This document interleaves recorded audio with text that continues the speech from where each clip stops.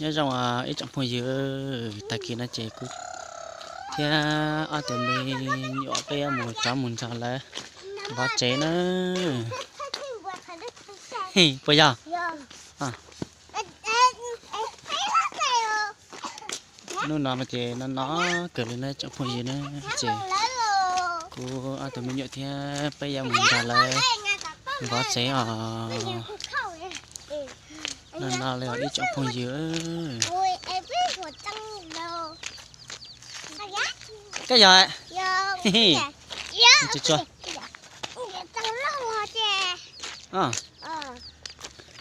đi trong phòng gì chậu có cá một say lấy lúa cháy lon bộ chán á lúa ở nào cho cút thì thay trong này say lại nữa là cười lên để lúa cháy đi trong phòng giờ chậu có cá một say lấy lúa cháy trong ly trà thì là ly trà nữa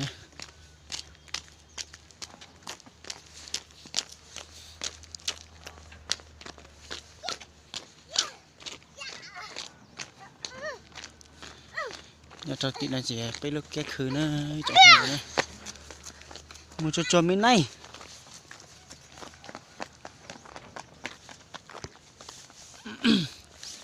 có từ mình nhỏ mà thế dòng cờ lên nữa nó là chỉ giờ nó so lại nó chỉ so chỉ nếu chỉ một cạnh đó nữa có từ mình nhỏ ăn đặc của một ra lại vắt chế nữa mi tao ơi tao bố thế mà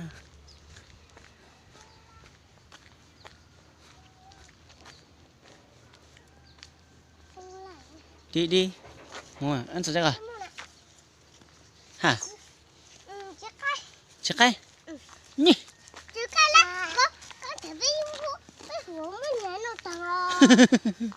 bây giờ giá cỡ cả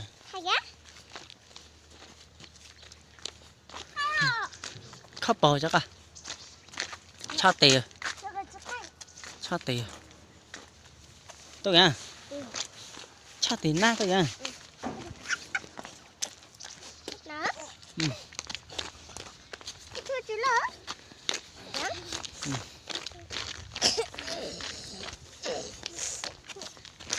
nhà tròn lợn nó chỉ lấy gói ra chị ra bao giây nữa chị ta cắt chỉ tàu nữa nhà cỡ xe chập lời đấy trong không gì nữa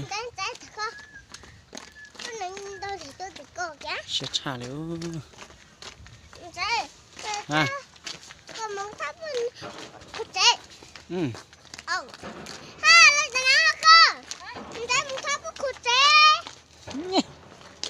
vút xí nè vút xí vút xí cái gì dạ thằng con nè anh ta con chị hãy thử thấy nhá nè người ta tư lúc đấy thì con này hả con trên tông ngô một chút cho một sợi tặng ha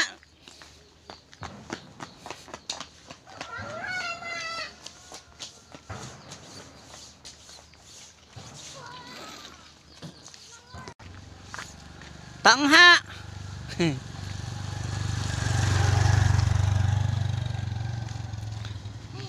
một chút cho mấy này ô chị cá to nặng to chị cá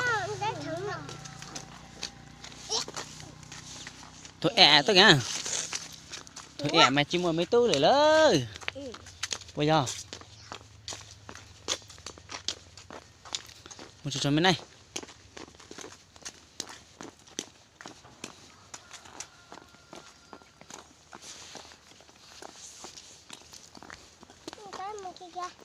hả ok mẹ ok tôi à hàng à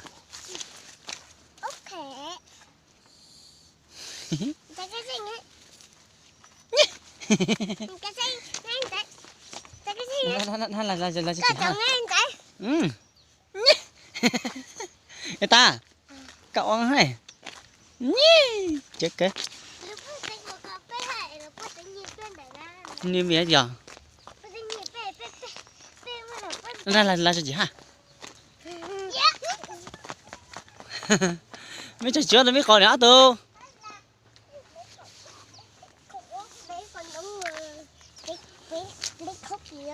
Ôi, chứ hả cái mầm lại mấy nhiều support hả luôn.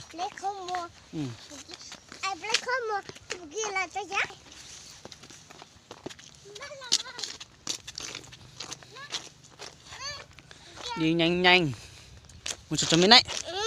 Mình tin thật. Thế đây chưa là cho chị hả?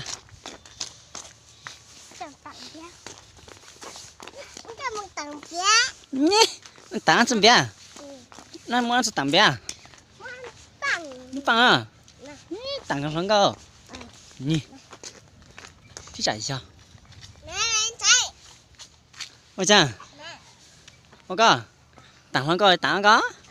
Cậu ăn sao? Từ. Ôi cơ. Đi trong phòng dưới mình nhỏ tao xá lượt kề lên này. Hả? Ok nó. Ok tặng hắn cô. Nhí.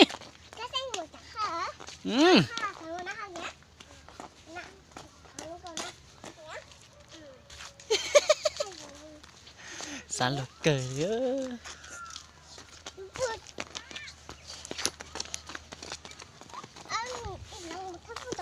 Cho nó chế chọn đợi lấy ô chế này chẳng có gì nữa. Trên đó cần có toàn đợi lấy ô chế này.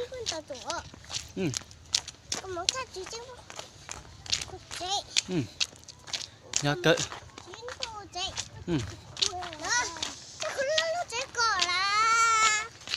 Nhà cỡ. Lấy lúc chế cho nó chẳng có gì lọt chặt lời lên này.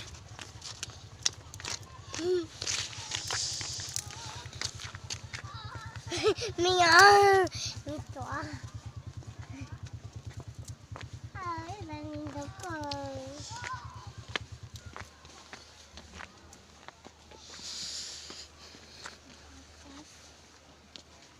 Một chút chọ, nè này, một chút chọ, nè nhở, cái bốc quay, Chị bao. có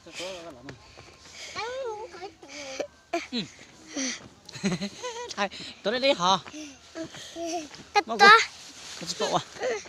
Là có một phong tờ rồi, nha.